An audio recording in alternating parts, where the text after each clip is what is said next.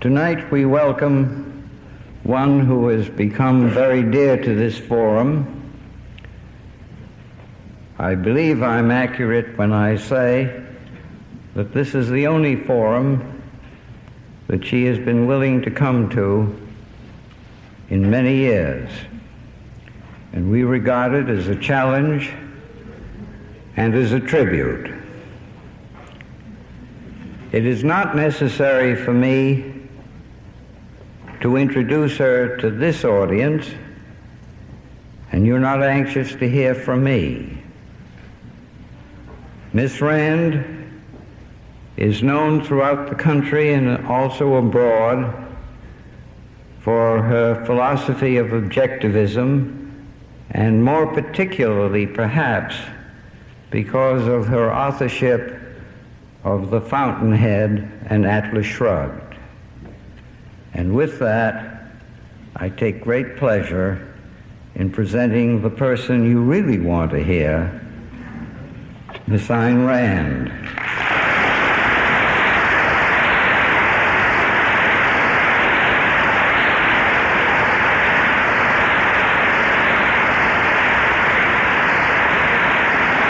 Thank you.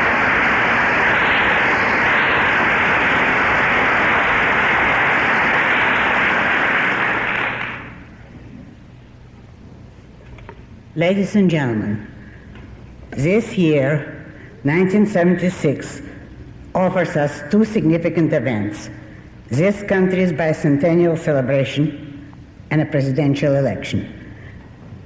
One could wish that these two events were connected in scale and in spirit, that the election would reflect some of the bicentennial's meaning and offer us as candidates some men of stature fighting over great issues. Instead, as the ultimate product of 200 years of the greatest country in history, we are facing a choice between what looks like the boy next door and Elmer Gantry.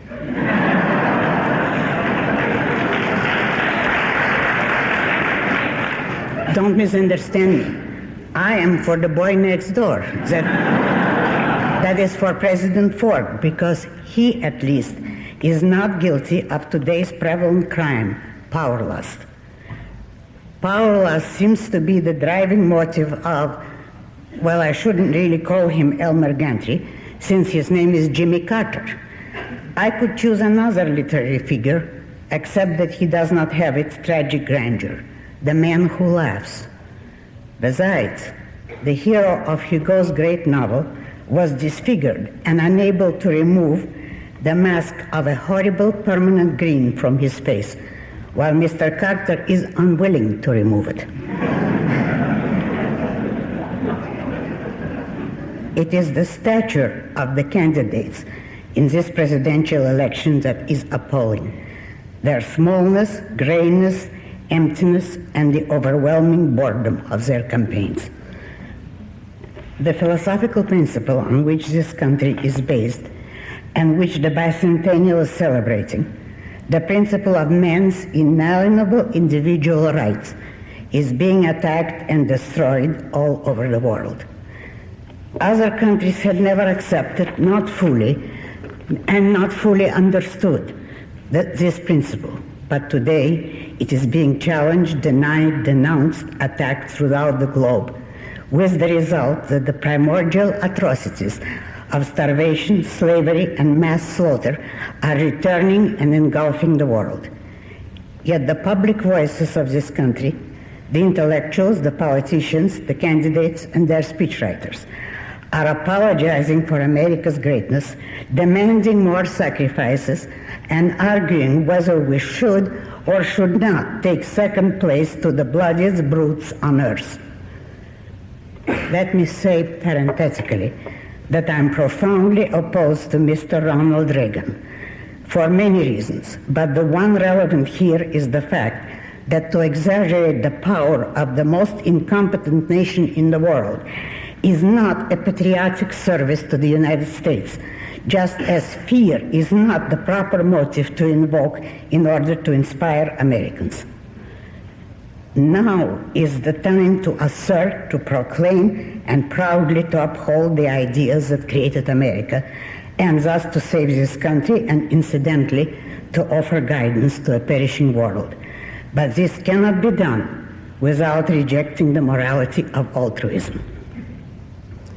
I have been saying for years that altruism is incompatible with the philosophic foundations of this country's political system, that altruism is incompatible with individual rights, that man cannot live without moral values, and a new rational morality is our greatest need. An interesting survey reported in the New York Times of March 31, 1976, offers a confirmation and an example of the American people's pathetic confusion. Under the title, "Does Work Ethic Pay?" an article by Leonard Silk declares in an almost astonished manner that, quote, "survey indicates moral issue could dominate 1976 presidential election," close quote. After stating that, quote, "the campaign thus far has been a drama of 6 characters, Ford, Reagan, Carter, Jackson, Udall, and Humphrey in the wings, in search of an issue," close quote. The article asks, quote, "but what is the main issue as the American people see it?" and answers, quote, "but what is the main, strong survey evidence indicates that it is really a complex bundle of issues, and the name for it is either the economic issue or the moral issue," close quote. If those disgusting conservative economists who proclaim that morality has nothing to do with economics ever read that article, let them take note. The article explains that its conclusions are based on surveys made by the research firm of Yankelevich, Skelly, and White. Quote, "the moral issue, as the Yankelevich interviewers understand it, is a widespread feeling on the part of ordinary people that they have worked hard, lived within the law, and struggled to get ahead, but that those in power, whether in government or business, who have not lived by the rules, have flourished and at their expense." The nationwide survey showed that 85% of those interviewed either strongly or partly agreed with the statement, "people who work hard don't get a fair break." To the statement, "the state of morality in the United States is bad and getting worse," 83% agreed strongly or partly, close quote. But here is the killer question that displays the hopelessness of the entire inquiry. Quote, "and to the statement, people are too selfish and self-centered," 80% strongly or partly agreed, close quote. I would love to think that the 20% who did not agree were strongly or partly objectivist, but this is too much to hope for too soon. In any case, it should be clear that so long as people equate immorality with selfishness, they will not get a fair break, they will be milked dry of their last energy and property, and will not be able to defend themselves. To defend your own rights against altruism's cannibals is selfish. On the example of this one article, we can see the tragedy of the intellectually leaderless people. The people are right in sensing that an enormous moral issue is at stake in the world of today. The issue is man's right to exist. But the bloody bromides of altruism, the evil of bigness and selfishness, is all that the intellectuals are able to identify or suggest. The article continues, quote, "the moral issue," Mr. Yankelevich said, "colors all other issues about which people are concerned and cannot be isolated from them," close quote. The survey offered people a list of problems from which they were asked to pick those they regarded as most important. The responses, quote, showed the following rank order: inflation, 53%, unemployment, 34%, morality, 19%, crime, 14%, taxes, 10%, and welfare, 7%. However, Mr. Yankelevich believes that the first three on the list should be taken together as the combined economic moral issue, close quote. The first three here are inflation, unemployment, morality.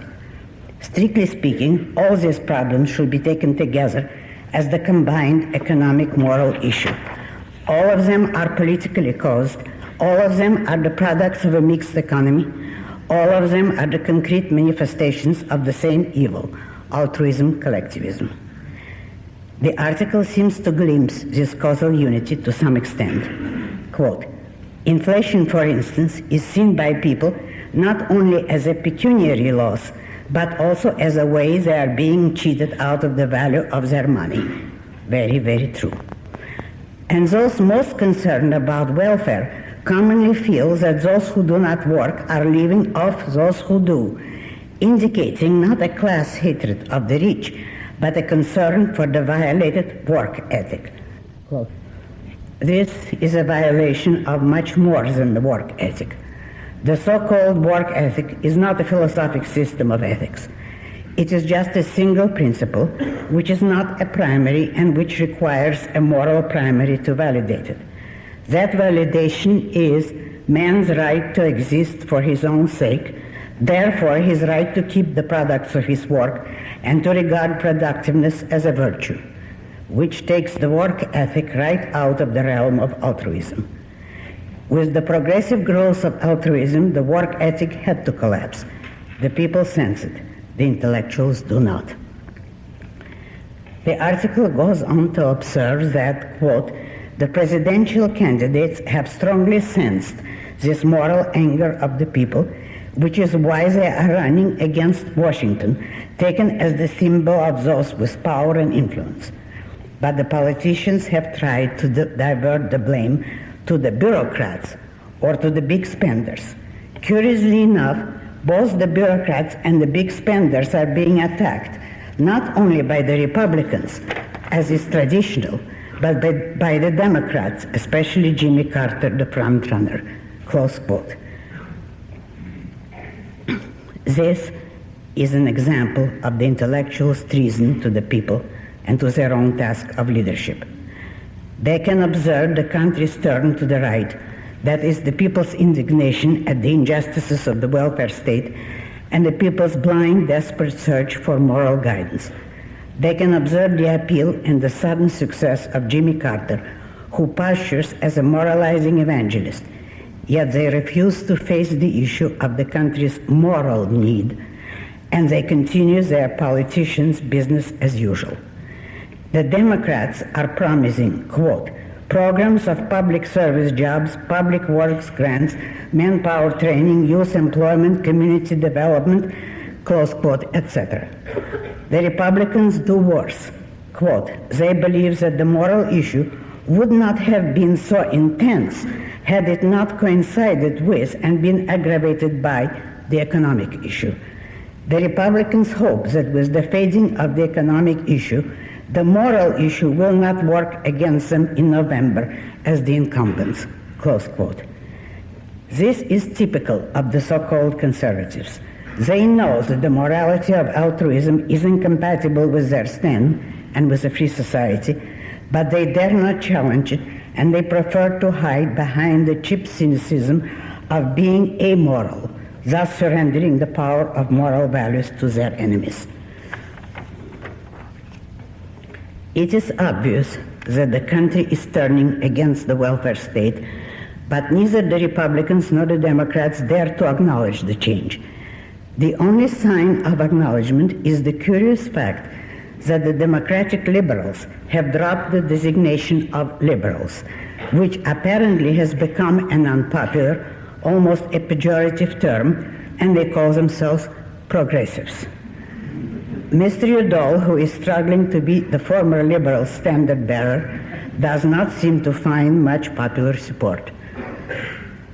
And this is only 4 years after a presidential election in which the term liberal was too conservative a term to designate a candidate who proclaimed his right to redistribute everyone's income. The election of 1972 was an eloquent demonstration of the gap between the American people and the intellectuals. The college hippies and yippies made a supreme effort for their candidate in that election. The effort exhausted their energy, perseverance, and idealism. I hope for good.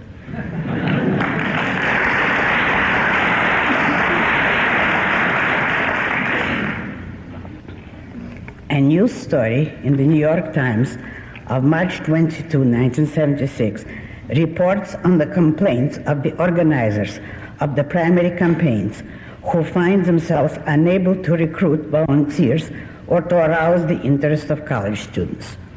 Quote, in place of the tens of thousands who flocked to campaign headquarters in 1972, campaign organizers say they are drawing only meager bands of several hundred student volunteers. It seems almost an impossible dream at this point to get students involved, said an upstate student coordinator for Jimmy Carter, close quote. Students explain this indifference by saying that the change in issues, quote, has taken the drive out of the student movement. The issues of 1976, notably those relating to jobs and the economy, have not filled the political void left by the passing of the Vietnam War, close quote. As an example of the nature of those former activists' idealism, there is the following, quote, a 20-year-old at the State University at Binghamton who was active in the McGovern Drive and is working for Senator Harris this year, said he looked at himself and his fellow students and found that the economy is a remote issue. It affects my parents, but not me. Close quote. Apparently, he believes that it is his parents' duty to support him, whether the economy makes it possible for them or not, while he is busy fighting for the redistribution of their income. As an example of determination and perseverance, quote, the election of 1972, which swept hundreds of thousands of young people into politics, only to crush their hopes with the stunning victory by Mr. Nixon, apparently did almost as much to sour young people about working to elect national leaders. I remember sitting in front of the television election night, getting drunk, thinking the hell with it, said a 20-year-old senior at Columbia who worked for McGovern in '72. This year she is not working in any campaign, nor does she know anyone on campus who is. No one is stupid enough anymore to think they'll have any effect, whereas in 1972 they thought they would, said the 25-year-old at the State University at Binghamton. Everyone was freaking out when McGovern was nominated, but it soon became apparent that he was going to lose, he said.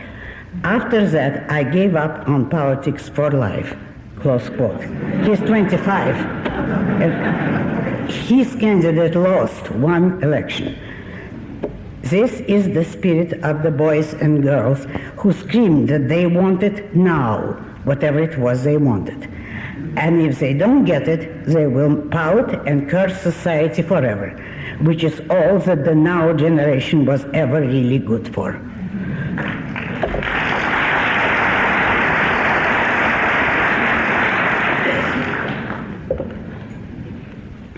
Some people in politics still hope to bring the student movement back to life. John Wilbur, volunteer coordinator for Mr. Udall, is convinced that he can recruit college students.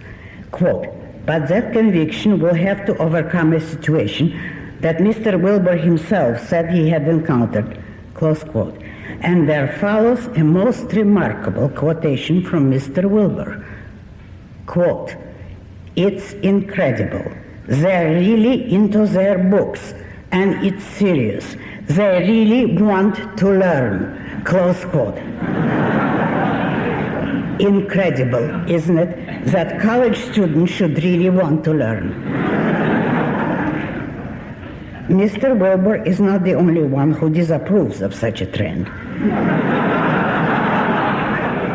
Quote, a 23-year-old at the State University at Binghamton campaigning for Mr. Harris, senses that everyone's concerned about the future, about getting a job. And a 21-year-old English major at Columbia feels that the same trend is afoot on her uptown campus. College is all pre-professional now, she said. There's no sense of intellectuality left in college. It's all about making money. All you can do is just insulate yourself and not be affected by it. Close quote. I'm sure she'll succeed at that. Considering the dominant trends in today's universities, one would have to say that they have created such students and deserve them. But there are other, less fashionable teachers who are still struggling to impart knowledge, and, incredible as it might seem to the moderns, their students really want to learn. I can only hope that their trend will continue. 200 years ago, men were not afraid to devise and establish the first and only moral social system in human history. Today, after an unparalleled demonstration of that system's achievements, greatness, benevolence, and moral righteousness, men are afraid to identify it or to praise it or even to say thank you. They squirm to avoid that system's name, which is capitalism. What then is being hailed as the ideal, loudly and openly? Not socialism or communism, at least not in this country, not too loudly, and not yet. But that mongrel preface to socialism and communism, that dream of the philosophically illiterate, which seems to combine the having your cake and eating it too, the welfare state. Let us take a look at that system, at what it does to people, at the motivations that runs it. I want you to remember in this bicentennial year that there, but for the grace of our founding fathers, go we. That, in one version or another, is what they saved us from. That is what today's intellectual leaders are urging us to accept in place of the American system. Let us take the welfare state at its alleged best, as it is practiced in Sweden. You have heard it claimed for years that Sweden is an ideal society, an example of peaceful, bloodless collectivism, which combines material security with intellectual freedom, both guaranteed to everyone by the government. Bear in mind particularly the promises of aesthetic freedom under socialism, which, as the socialists and the welfare states keep telling you, will liberate artists from material concerns and set them free to create. The case I want to discuss concerns the Swedish film director Ingmar Bergman. Let me say emphatically that I am not an admirer of Ingmar Bergman, neither in his role of director nor in regard to his picture's choice of subjects. His work, to me, is an example of mystically oriented, subjectivist, pretentious mediocrity.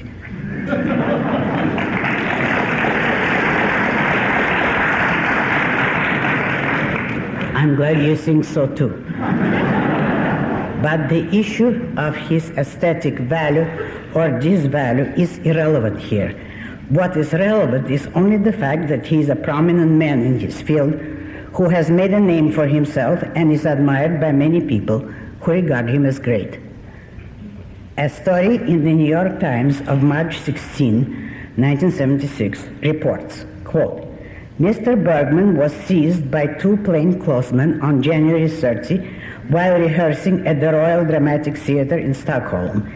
He was taken to police headquarters and questioned more than 3 hours about allegations that he had evaded taxes on $118,000 in income. His passport was temporarily confiscated, and he was then driven to his apartment where the police removed personal documents. 3 days later, the 57-year-old director was taken to a hospital for what friends described as a nervous breakdown. Close quote.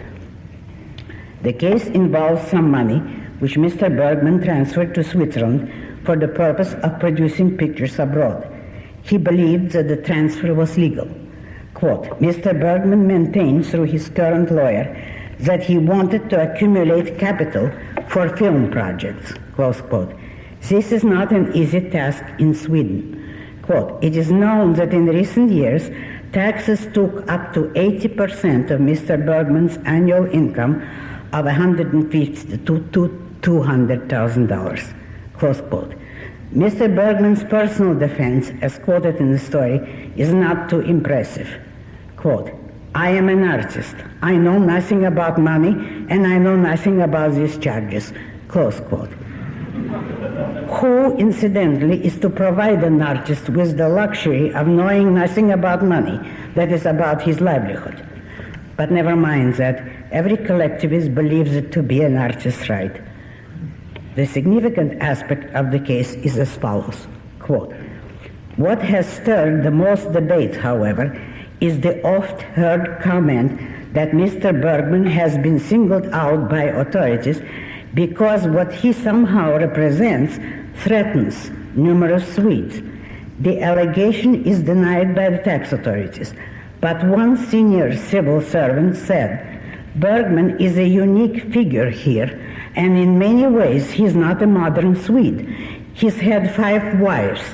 His films, everything he does, are a projection of his own spiritual troubles, his concerns. That's not particularly Swedish now, close quote. This means even subjectivism may be regarded as a twisted form of individualism, and therefore Mr. Bergman does not fit into the solid conformity of a collectivist state. Quote, in Sweden, we have no real debate about spiritual problems, the problems of man's nature, the official said. Everything is politicized. It's Bergman's uniqueness that makes him a target. He's a symbol of something that threatens people, close quote. Is this then the welfare statist idea of freedom, of artistic independence, of creative integrity? Harry Schein, chairman of the Swedish Film Institute and a friend of Mr. Bergman, said, quote, there's something very Swedish about this whole case. The idea of people saying you can get away with anything. We call it the Royal Swedish Envy, and it's 400 years old. He added, one of the reasons Swedish equality is so advanced is that the motive behind it is not just socialism, but an active dislike of people who are supposed to be better. You have to cut people down. Everyone must be equal. Make someone who's exceptional feel unexceptional, close quote. This, I submit, is the most evil national psychology ever described. This is the bottom of the moral abyss. Many of you have read my essay on the age of envy, which deals with what I regard as the lowest evil, hatred of the good for being the good. It is shocking to read of an entire nation committed to that kind of hatred. Yet such is the base of the welfare state and the motive required to hold it together. Mr. Schein continues, quote, we are a nation of intense social and moral pressures. Social pressures and social conformity explains the stability of the system. But if you are difficult or different in Sweden, it's very hard, and Ingmar has made himself too different, close quote. Erland Josephson, an actor who had worked for Mr. Bergman, said, quote, there's a saying, no one's allowed to grow too tall. Bergman is one of the few totally free people here. He doesn't need government money. He can work abroad. He's not a critic of the system. He's just independent of it, and that upsets people, close quote. I should like to say that anyone who is not a critic of such a system and is willing silently to work under it is not a totally free man and deserves what he would get sooner or later. Quote, police and tax officials adamantly deny that Mr. Bergman has been singled out, and they have been supported by the populist press. A political columnist said that mail and phone calls ran heavily against the outcry of support for Mr. Bergman, and that the opinion expressed was that the director should be treated like anyone else under investigation, close quote. On March 28, on March 28, the Times carried a brief news item, quote, "A tax fraud case against Ingmar Bergman, the Swedish film director, has ended almost as abruptly as it began. The public prosecutor's office has dropped the investigation, saying that it was not able to find any basis for further investigation or for charges against Mr. Bergman. The prosecutors did not explain why, if there is no evidence now to support charges, there was cause to seize Mr. Bergman on January 30 and question him for more than 3 hours. Mr. Bergman was reported to have had a nervous breakdown because of his treatment by officials. He has stopped working on current projects. Friends say that he feels he has been humiliated and that he is contemplating moving to Italy." Close quote.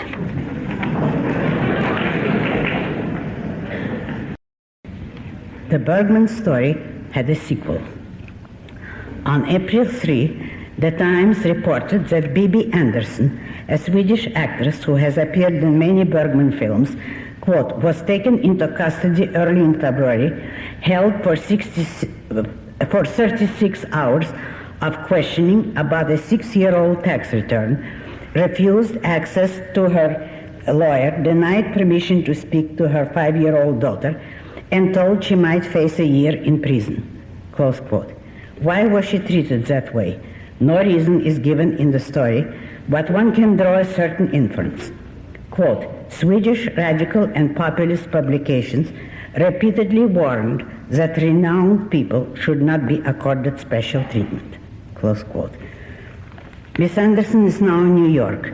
The interview she gave the Times is fascinating. She sounds like a child struggling to grasp some enormous evil beyond her power of understanding. In a certain sense, she reminded me of Cheryl Taggart. Quote, "I was shocked," she said. "I was scared. They have taken away my honesty. What I care about now is to be treated justly," close quote. After declaring that, quote, "It is not my country that I talk about," she said, quote, "If there are taxes that I have not paid, I will pay them with enthusiasm." And this, of course, is the trouble, which is my estimate. It is the bureaucracy that I speak about. They did not behave to me as if they wanted money. They seemed to want to prove that I had committed a conscious act of cheating, that I was a criminal. They wanted somehow to prove I had intentionally done wrong, close quote. She does not say, and probably does not understand, that what they wanted was to induce guilt, moral guilt. Further, quote, she repeated what other theater people have said, that the Swedish tax authorities appear to be set on making examples of public figures. "We pay 80 to 90% taxes," Miss Andersson explained. "That is normal. We get a great deal for that." Do they? "But we are feeling it is beginning to take away our personal freedom to work," close quote. It is interesting to note the gradual steps by which a country was brought down to such conditions. Quote, she said the tax bureaucracy's growing power had accumulated over the years.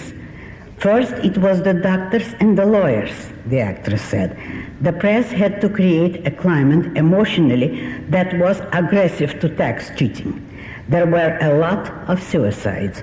To be identified by the press as being under investigation for taxes was worse than being a drug addict, worse than being a murderer, close quote.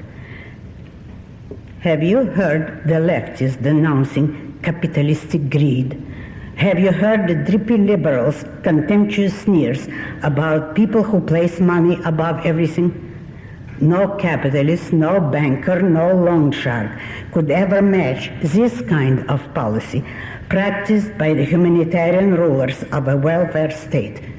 A medieval lord would hesitate to drive his serfs to suicide if they were late with their taxes. It is only lousy modern intellectual placed in power who can permit themselves this kind of greed for the money they have not earned but extort from those who have. The ruler's motive here is of course deeper than mere financial greed.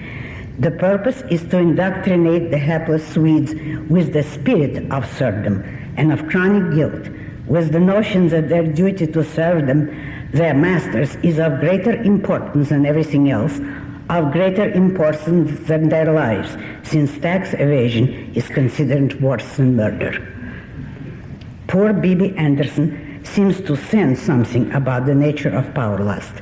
Quote, "I'm afraid," she states, "in a bureaucracy there are places for persons with their own psychologists, people who have chosen their jobs because it excites them to oppress other people." Close quote. I wish someone would tell Miss Andersson that the psychologies of these persons represent the psychology of the welfare state, the motivation that makes it possible. But I'm afraid she wouldn't understand it, not so long as she goes on paying taxes with enthusiasm. That, incidentally, is a blatant example of the sanction of the victim. Such is the essence of the welfare state, and as it was the essence of all social systems in history, with the exception of the United States of America. It is these glorious exceptions that the bicentennial is supposed to celebrate, but we do not hear it said by any of our public leaders. Now observe that both the American politicians and the Swedish actress Bibi Andersson are blaming and denouncing the bureaucrats. Why? The reason is obvious. Intentionally or not, it is a way of evading principles, of substituting men for ideas. It is a way of saying there's nothing wrong with the system, whether the mixed economy or the welfare state or the Soviet Union or whatever. It is only bad people who abuse the system. And there is always an accompanying implication. My gang would do it better. But why do we evaluate some people as good and others as bad? We do it on the ground of ideas, moral ideas. It is ideas, fundamental, that is philosophical ideas that determine man's actions and mankind's history. A culture dominated by the right ideas tends to disarm and discourage the worst of men. A culture dominated by altruism disarms the best and produces the monstrosities we have been discussing.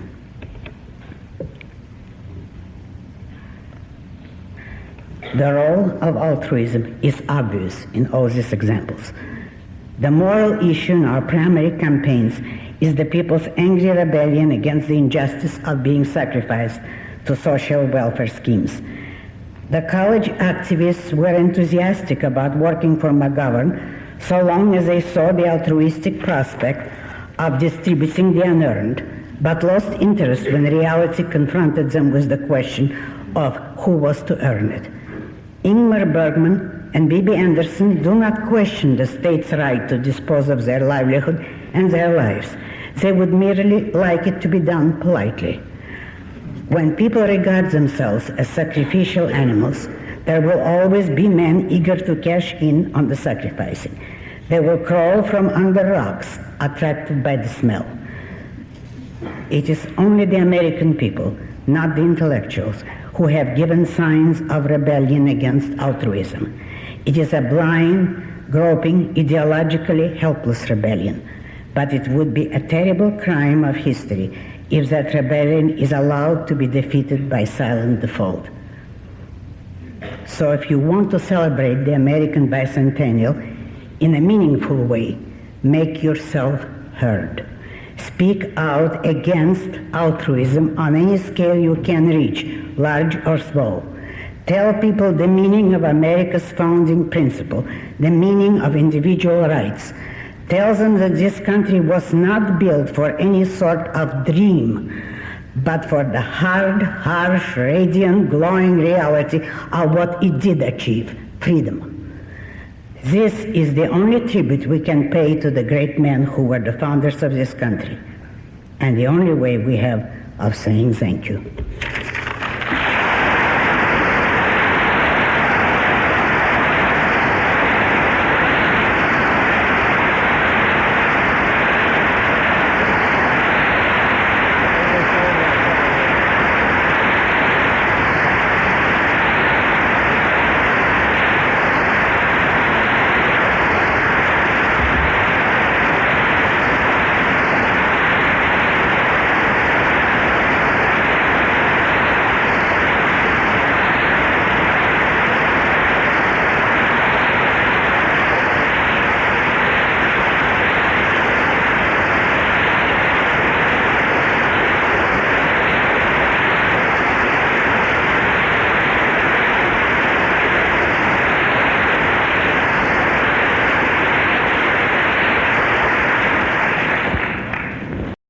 The mechanics of the question period are very simple. I will take each section in a turn. I'll try to cover the entire audience if possible. And when recognized, please stand. It will enable me to see you as well as to hear you. I will repeat the question. If I don't do it to your satisfaction, indicate it, and I'll try again. As I've often said in days when I used to preside regularly, remember one thing. You are the questioner.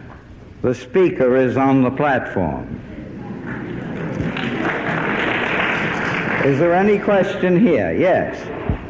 Ms. Rand, could you tell us which of the founding fathers you most admire and why? Can you tell us which of the founding fathers you most admire and why?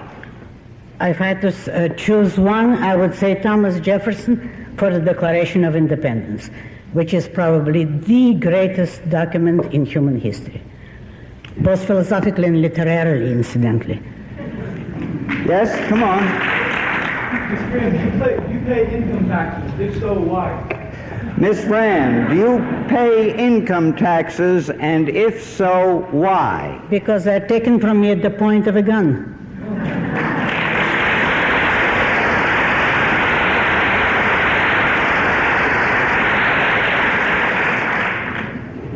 What is standard justice, and how does it apply to U.S. involvement in Vietnam? What is standard justice, and how does it apply to the United States involvement in Vietnam? I'm not sure I know what you mean by standard justice, or do you mean what is the standard of justice? Yes, that is Well, the standard of justice and the only base for it is inalienable individual rights. Our behavior in Vietnam, I was against the war in Vietnam, and I've spoken about that fact right here at this forum during the war. But we are not guilty of anything except towards ourselves. We are guilty of colossal, stupid, altruistic self-sacrifice. We are not guilty towards the Vietnamese. If you want to consider what they're doing now or what the Cambodians are doing now, we did not do anything to anyone except ourselves. If you ask by a standard of justice, did we have the right to interfere in Vietnam? I have said in my article on collectivized rights, please look up the details, that when a country does not recognize individual rights internally, when it does not recognize the rights of its own citizens, it cannot claim any national or international rights. Therefore, anyone who wants to invade a dictatorship or a semi-dictatorship, morally, in justice, can do so, because he is doing no worse than what that country has accepted as its social system. It is improper to invade or attack only a free country. Why? Because it recognizes the individual rights of its citizens. But there is no such thing as national or collective rights. Further question? Yes? Yes. Do you feel that the concept of bonuses or profit sharing in a company for the workers would, one, help to reaffirm the justice of the work ethic, and two, do you feel that this would be contrary to capitalism type of productivity? Do you think that the custom of bonuses and profit sharing in connection with businesses works to assist the capitalist system? Based on productivity, else there wouldn't be the profits. I wouldn't make it a general rule. I would see nothing wrong in such a policy, but no such principle can be established as a law for all types of business. If a company wants to do so voluntarily, by its own judgment, that's fine, provided, of course, it is based on productivity. But it would not be a service to capitalism to establish that as a rule.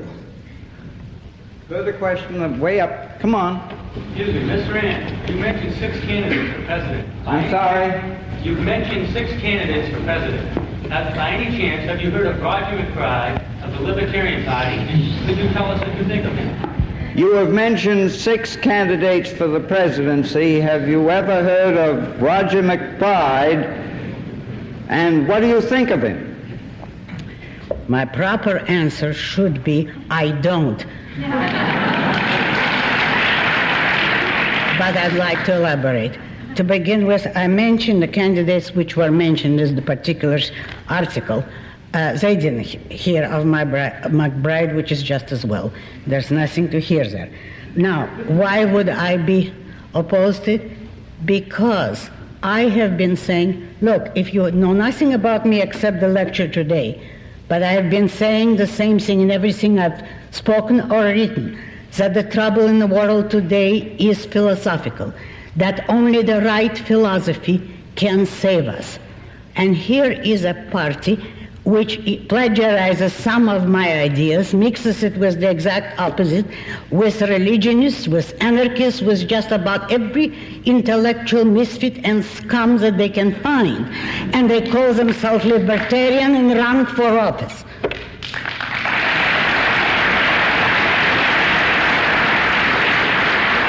Just let me add, I dislike Mr. Reagan, I dislike Mr. Carter, and I'm not too enthusiastic about the other candidates.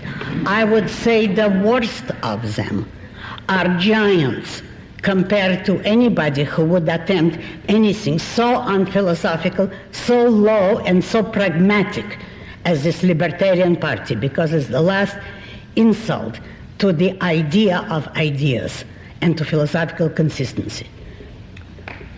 Way up and back. In a pure capitalistic society, what force would prevent environmental pollution? In a pure capitalistic society, what force would prevent environmental pollution? There wouldn't be any force to prevent anything. But if there were any valid fact to environmental pollution, some small-scale pollutions are true. If you don't mean ecology now, which is an enormous political fraud, but let's say the pollution of air or water. If there were actual cases of pollution, then the force that would prevent it would be public opinion, which is not a force. It would be the power of persuasion. It would be people protesting and suing for damages. If physical damage to a city or its air or to a neighbor's property can be demonstrated, and if it's physical, it can be demonstrated, then there is recourse in the court of law, and it would be to the interest of industry to avoid pollution whenever it is humanly possible. But they would not try to avoid it, nor to try to save extinct bird species at the price of enormous unemployment, at the price of closing down industry. No, that would not come to pass, but not only in a free society. They won't get away with it even in a semi-free society, so long as men are not insane.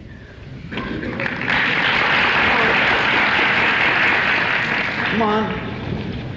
Mr. Rand, you've said you're not very enthusiastic for Could you comment on who you might be more enthusiastic for if they were running?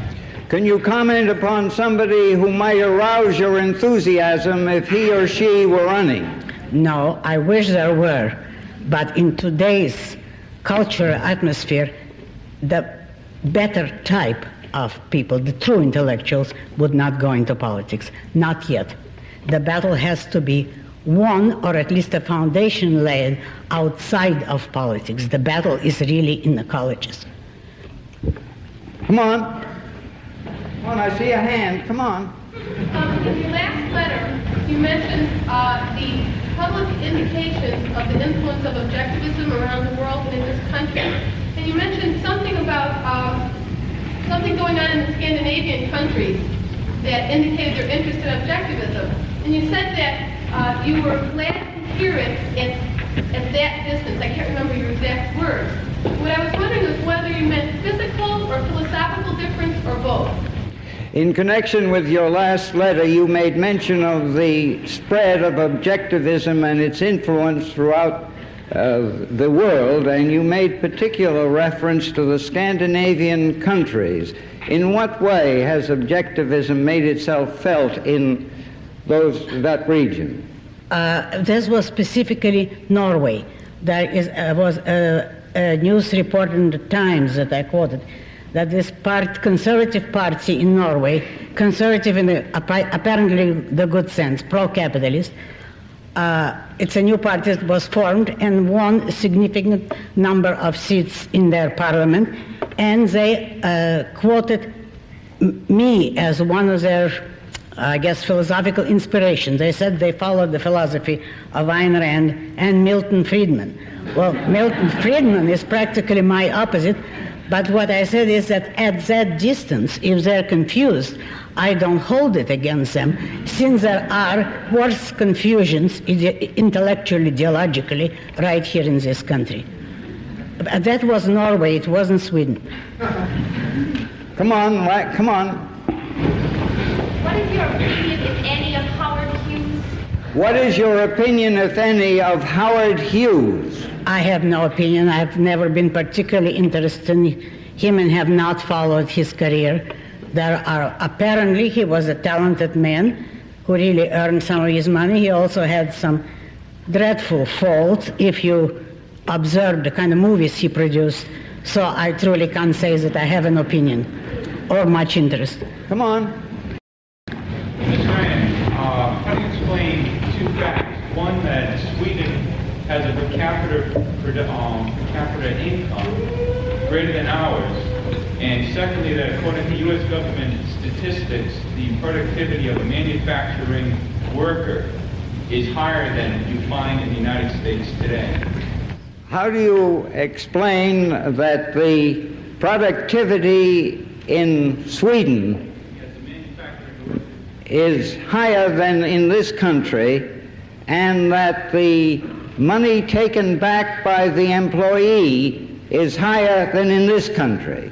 Is that it? Well, you have to have the money before you have the income. I explain it by better press agentry. Seriously speaking, I do not believe it. You can prove anything with statistics.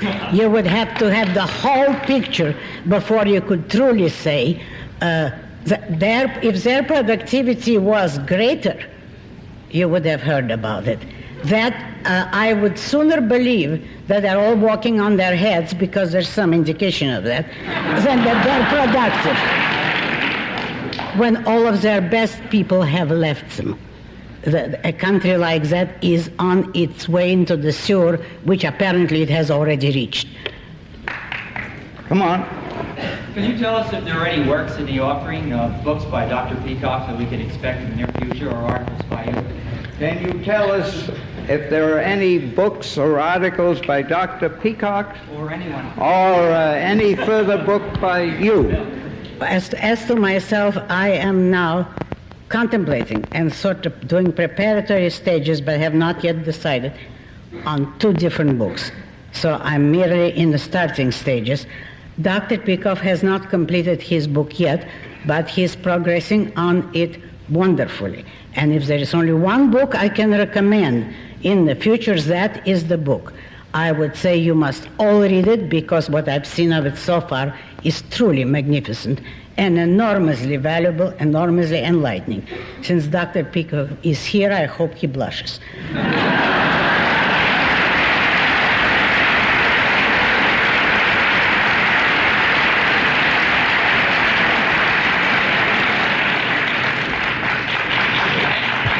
Quiet, please. Stand up, Dr. Peikoff. 1 second.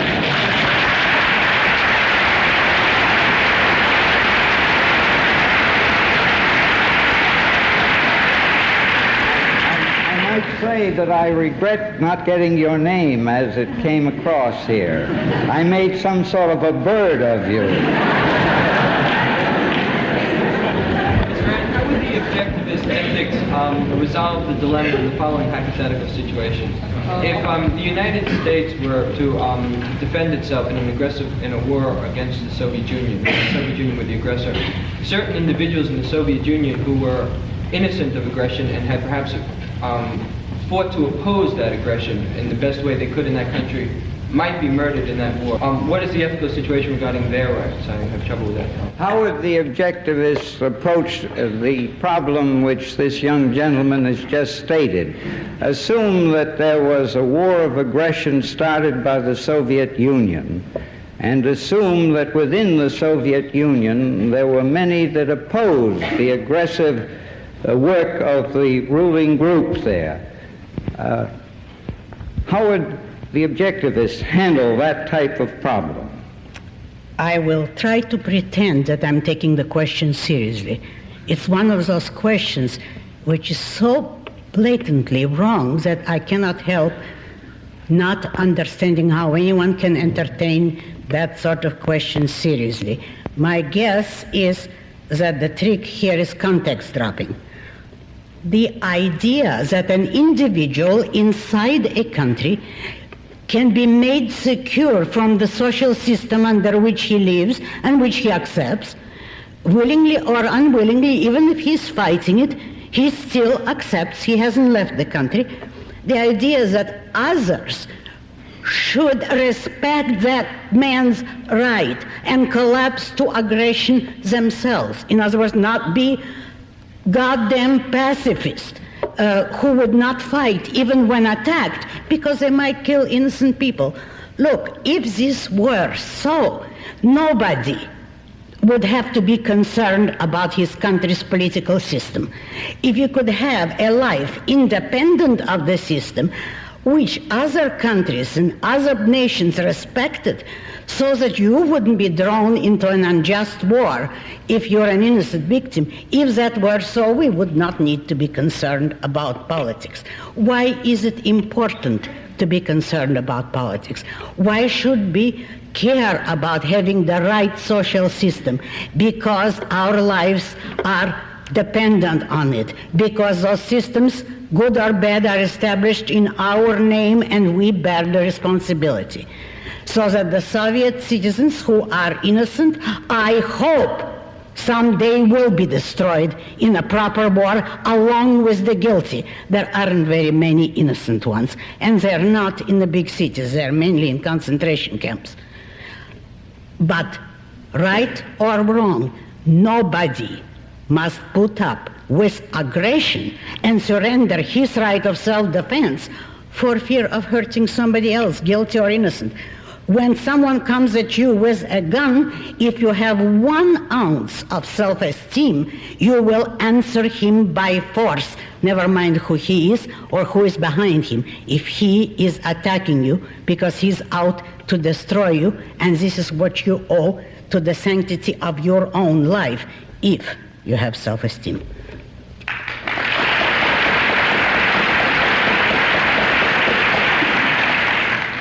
I'd like to ask Ms. Rand, what's your position on the Equal Rights Amendment?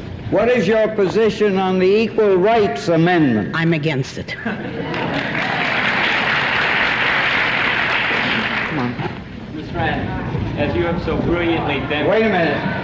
The second question is why? Because it is a dangerous, very dangerous redundancy. The Constitution has never made any distinction between men and women. When the Constitution speaks about rights, it does mean equal rights for men and women. And then it is up to the states to pass certain laws which recognize physiological differences between men and women. Those differences do exist. They're not intellectual, they're not moral, they're not an issue of different rights, but it is an issue of physiological differences. The Equal Rights Amendment wants to repeal a metaphysical fact of reality. It wants women to be drafted into the army, which I hope all those women libers would be, except that the country would lose any such war, if there were. It is for the implications of what certain ambitious pressure group leaders want to make of that amendment under the guise of equality. That is the danger, and why the Constitution should not be cluttered with nonsense like that. Come on. Ms. Rand, since you have so brilliantly demonstrated that the fate of the world rests upon philosophy, could you please discuss one of the most difficult categories in the whole science of philosophy, namely the philosophy of science? Could you discuss the most cardinal principles of the philosophy of science? The answer is no. Not in the time allowed in the question period. I would not undertake to give a single lecture on it. A subject like the philosophy of science would require several volumes of writing, which I have not done, so I have certain ideas on the subject, but it's a special research and special undertaking which you can't ask or answer in a question period. But I can give you a little lead if you want, if you're interested in the subject. No, not about the content. Just read a book of mine, Introduction to Objectivist Epistemology, and you will see the leads in it. Now, if you can't pursue them, then you'll have to wait until I or someone will work it out for you, if we do. But the leads are there. Come on. Yes, it has been shown that stimulant drugs such as the amphetamines may prolong the ability to concentrate in tired individuals. Do you think it is moral to use these drugs under normal circumstances, even though certain deleterious side effects almost always occur? That's not immoral. Wait a minute. Excuse me. It has been shown that the use of certain drugs benefits a given person, but if used to excess, certain harms result. No, that's misstating the question. State it again. Drugs can be used to improve the state and functioning of the human consciousness when it is tired. Yes. Is it moral to do so under normal circumstances when you are not tired? Is it, this gentleman says, is it moral to use certain drugs that undertake to improve the intellect and cause a person who is tired to be able to function? You look unhappy. All right. It's not a moral question, it's a medical question. You would have to ask a doctor as to when a drug can be taken with impunity, with small consequences, or with dangerous and serious consequences. It all depends on the context of a given person and a given state of health. Therefore, consult your doctor about it. Come on. Come on. I wonder if it would be possible for Ms. Rand to ever make the transcripts of this forum, when she comes available for prescription for, a price, to past subscribers to the Ayn Rand letter, or the Objectivist newsletter. This young lady wonders whether it would be possible to secure a transcript of what was said by you tonight. Now, I don't intend to publish it, but if you're interested, this would be a good time to tell you. My former assistant present still secretary, Barbara Wise, is undertaking to start a publication called the Objectivist Calendar to inform people about our activities and various lectures, books, etc. If you get in touch with her at the address of the Ayn Rand letter, she might be able to arrange the publication of this speech as a pamphlet, maybe, if there is enough interest in it. I don't know. I would be quite willing to cooperate, of course, if enough people were interested. But outside of that, I do not plan any publication for it. Come on, come on. Mr. Rand, in the copyright bill that was just passed by the United States Senate, there are several provisions for compulsory licensing. That is, removing from the author the choice of to whom he will license. Would you comment on that? Will you comment upon the changes in the copyright revisions which remove from the author the right to make certain or give certain licenses in connection with his product? I think it is unspeakably evil and inexcusably immoral. It's interesting that that is one of the items I was going to include in the talk tonight, just that issue of the copyright bill, but I didn't have room for it. The vicious thing is the aspect you didn't mention. It's to whom is it that one would be forced to license our works? That applies to writers or composers. To the so-called public service television and radio stations. In other words, here are parasites who are on salary. As a rule, those on salary get much more than they would be paid in commercial television. They're paid by taxpayers and by the government. They do not have a wide audience, just a small audience of their own cliques, and yet, claiming to represent the public interest for some reason, they are going to violate the rights of writer and composers, of creative people. The bill as it stands proposes that the public interest stations will have the right to seize your work, but there will be a public board that will determine how much you will be paid for it. They do not ask your consent as to whether you want your work produced on those stations, which I would not, certainly not on Channel 13 in New York.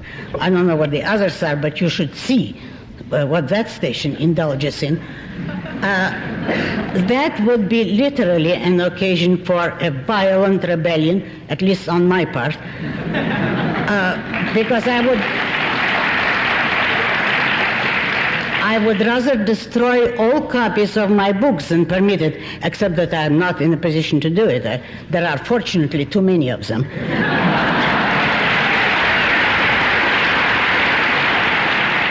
Question in the balcony. May I add something? Yes, go ahead. The Senate passed it, but the House has not. And both authors and publishers, and I believe the Composers Union too, are fighting it. I know about authors and publishers. Therefore, if any of you are interested, please, for my sake and other valuable creators who might still and do still exist, write to your congressman opposing that particular clause. The copyright law otherwise is a very good law, but that clause is unspeakable. And not only in regard to creative people, just think of the precedent it's setting for public nationalization. Come on. Ms. Rand, would you care to comment on the current balance between Israel, the Arab countries, the Soviet Union, and its implications in Mr. Kissinger, Mr. Ford, and the current treatment of Alexander Solzhenitsyn? Well, now, I want to repeat that, not for your benefit, but for the benefit of the audience that will be hearing this on the air. Will you comment upon the situation between Israel, the Arab states, and the Soviet Union, and will you include in your comment your opinion of Solzhenitsyn? And Kissinger. I believe the question He said isn't used to being Kissinger. ignored, and I apologize to him. Kissinger. Well, my real answer should be that if you came next Sunday and if the Sunday were available and if I were able to come from New York, I would have to give you a lecture on that subject. You cannot cover all that in a question period. But let me give you just a few brief indications which I would like to say. I am certainly for Israel's battle against the Arabs. I support them, even though they are an almost socialist state, for the following reasons. They are being attacked because they are the vanguard of civilization in that part of Africa. They're being attacked for being industrialized and civilized, as against the primordial ignorance and savagery of the Arabs, who predominantly are still nomads, which is the lowest stage of civilization. It's for that reason that I am on the side of Israel. Also, for the fact that Soviet Russia is against it. That's not always a safe indication and not a proper standard of whom to support, but in this case, it is significant. I think Mr. Kissinger is the most disgraceful and disastrous Secretary of State that we've ever had.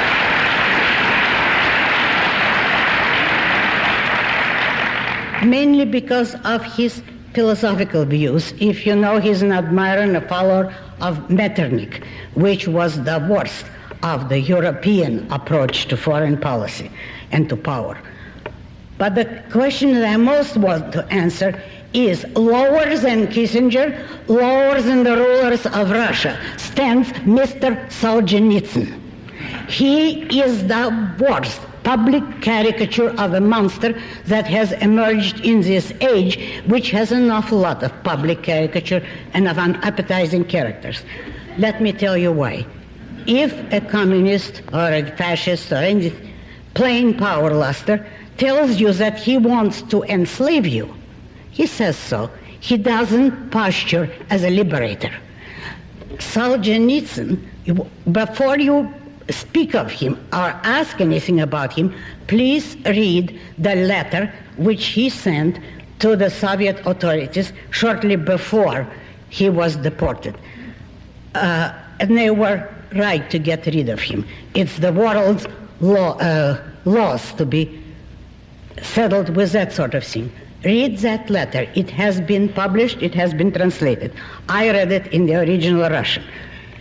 In it, that man claims, in effect, that he is a communist. He says so openly, only not in those words.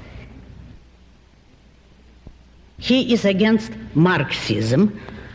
He would like Russia to remain a dictatorship, but a dictatorship run by the Russian Orthodox Church, so that Russian religion, the Greek Orthodox religion, would substitute for Marxism. In other words, he wants to take Russia back to the stage before Peter the Great, which is to the 17th or earlier, the 16th century. That is how far back he wants to go. He is anti-industrial. He wants to take Russia back to being an agrarian country, and Russia, left on her own, was tilling the soil with bare hands or horses. They didn't even get to the stage of tractors. They labored 24 hours a day and starved periodically. That's what Mr. Solzhenitsyn offers as an ideal. And that horrible, pretentious person is held as some kind of hero of liberation. He doesn't want to free the world. He's denouncing the West. He's denouncing Western civilization. He says in this letter of his, he wants the Russian government, the Communist Party, to keep all their economic power, the power of production and trade and distribution, over foreign relationships, over the army, and all he wants is for them to allow people to speak and write freely. Now remember, he's a writer. And in the conclusion of this unspeakable document, he says the following: I want nothing for myself. I am sure, in effect, I'm quoting from memory, that you, the rulers, have never seen and cannot imagine a man who is not asking something for himself. Well, here I am, please look at me. That, as a selfless person, well, that's as much as any religious, mystic altruist would ever project. That's all that his disinterest means. Give me freedom to write, and all the rest of your activities and professions can be enslaved. I'm quite willing to put up with it. Look, I am very suspicious of anybody, and that goes for Mr. Bergman too, Ingmar Bergman, who rises to fame under a dictatorship or semi-dictatorship, because I know how it's done. You have to do an enormous lot of compromising, bootlicking, and have a clique of your own within the various cliques before you would be allowed to rise. Anyone who became famous in Soviet Russia as a writer deserves enormous suspicion. But after that, to come out here and posture as a prophet is really adding insult to injury. Sure, what he wrote about the concentration camps is true. Better people have said it before. We should believe them, and not a man who is philosophically the exact opposite of everything the West stands for or should stand for. He's a man against individualism and against reason. That's my opinion of Mr. Solzhenitsyn.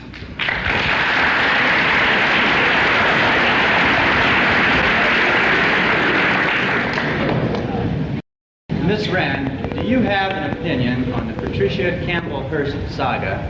And further, on whom? Patricia Campbell Hearst. It's been in the papers. Ms. Rand. If you said Patty Hearst, it would be simpler. If a person is coerced to act against their will, should they be held liable? If a person is compelled and coerced to act against her will, should such a person be held criminally liable? And the gentleman has reference to Patty Hearst. No, I'm not interested in Patty Hearst, but I do have an opinion. If a person is given a gun, and a loaded gun, by alleged abductors, you're not going to tell me that they are coercing her.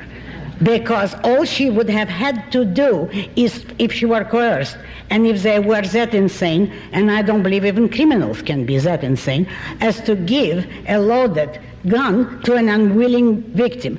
But let's suppose they did. They're crazy. All she had to do was fall down on the floor and pretend to faint, and then run to the first policeman. She is not in an enemy camp. She is in a civilized society.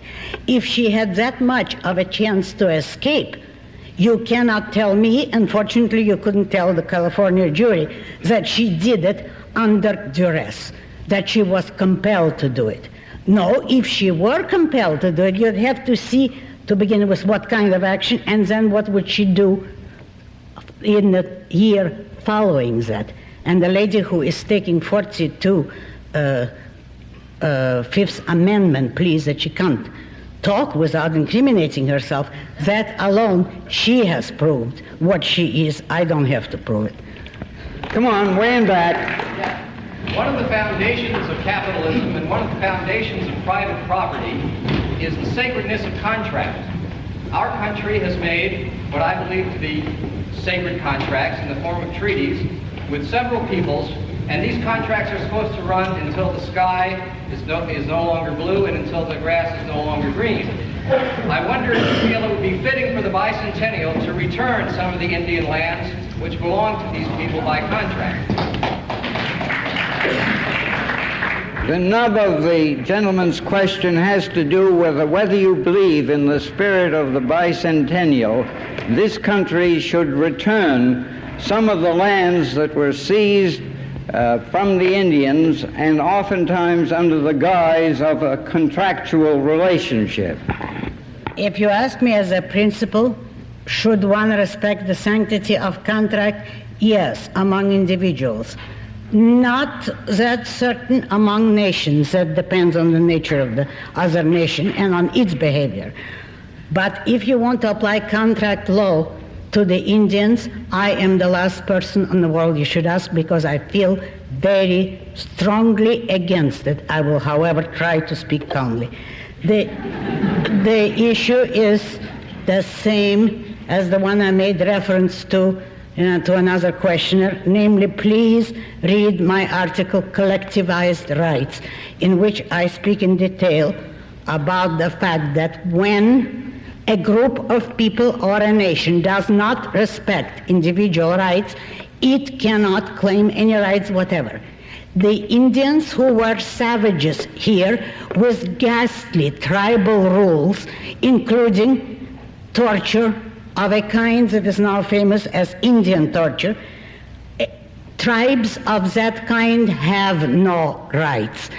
Americans or anyone less than that had the right to come here and take whichever he could take, because he's dealing with savages as they deal among themselves, by force. We owe nothing to the Indians except the memory of monstrous evils and horrors done by them. Now, if you tell me that there is evidence, and I will question it very thoroughly, but let's suppose that you may be able to find evidence of the white people treating the Indians very badly, I would say that's too bad, but in the whole history of this country, it's an exception. And I would regret it, but that would not give the Indians any kind of rights. Because look at their own history, look at their ideas, look at their treatment of their own members. People who do not recognize individual rights cannot expect to have any rights or to have them respected. Come on. Do you have any opinion on the works or ideas of Thomas Szasz? Thomas who? Szasz. Do you have any words or ideas about the works of Thomas Szasz? You mean the psychologist? Psychiatrist. I have not read enough of him to form a full opinion, but what I have read is very interesting. He seems to be for individual rights, but I cannot always follow his argument. I have certain serious questions about some of his premise, and therefore I have not read enough to criticize him. All I can say is he's promising. Come on. The young lady. Come on. Wait a minute. Come on, this young lady. Mr. Rand, could you care to comment, please, on the issue of individuals' rights, especially women's, in terms of abortion, please? Will you comment upon the rights of individual women, particularly with reference to abortion? Well, I have made one of my best speeches here on that subject under the title of Living Death, and it was a comment on the papal encyclical about contraception. I am certainly in favor of abortion, or rather, not that everyone should have an abortion, but in favor of a perfect moral right of a woman to have it if she so decides. I think it is an issue to be decided by a woman and her doctor only. I am in complete agreement with the Supreme Court decision on this subject, and if you want another reason why I'm against Ronald Reagan, in addition to the one I mentioned here, is that so-and-so claiming to be a defender of capitalism and Americanism has come out against abortion. If he doesn't respect that fundamental a right, he cannot be a defender of any kind of rights. Gentleman in back with the, come on. Wait a minute. This gentleman, wait a minute. The one who is, now please sit down, the one with the white shirt. Now this one, come on. You don't have many good things to say about the college activists in the 60s. Don't you think that their actions, though childish, were newsworthy, and by being newsworthy kept the war in Vietnam and Watergate in the news and hastened the end of the war and hastened the uncovering of the facts? Didn't the activists that you criticized in the universities really play a part in connection with Watergate and the subsequent reaction at the same time of the attitude which prevailed contrary to the war in Vietnam? No, I don't think they contributed anything. I think they were spoiled brats out after publicity. I think they were made by the media because they were given so much publicity that was their main interest, and they contributed nothing except chaos and disorder. Why do I say that? Because you do not solve serious issues by physical demonstration. If you want to contribute, you argue, you persuade, you think of new arguments, and you spread propaganda and ideas. You teach.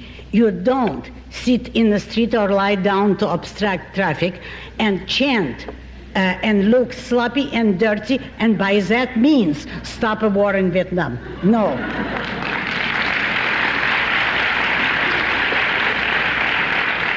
Now, before I ask Miss Rand to make such final remarks as she cares to, may I ask you to refrain from doing what other audiences that have come here to hear Miss Rand have liked to do, come after the meeting has adjourned and secure her autograph or to thank her for what she has had to say.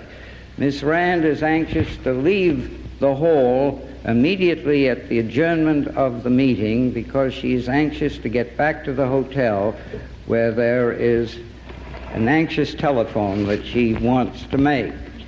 Now, it is a pleasure to ask Miss Rand to make such final words as she would care to.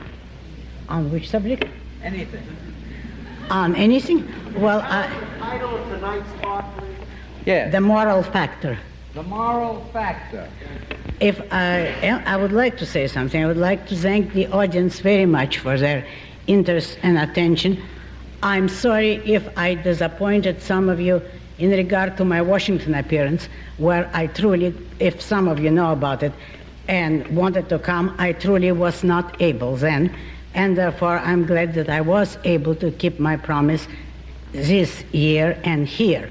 I believe from some of the letters and calls we received that you did not think, or some of you did not, that I recovered from my illness. Well, I hope this will convince you that I have.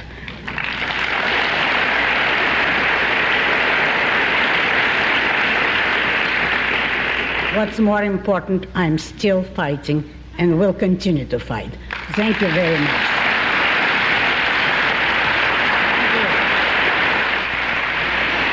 Tonight's Ford Hall Forum speaker from Boston, novelist and essayist Ayn Rand, author of The Fountainhead and Atlas Shrugged.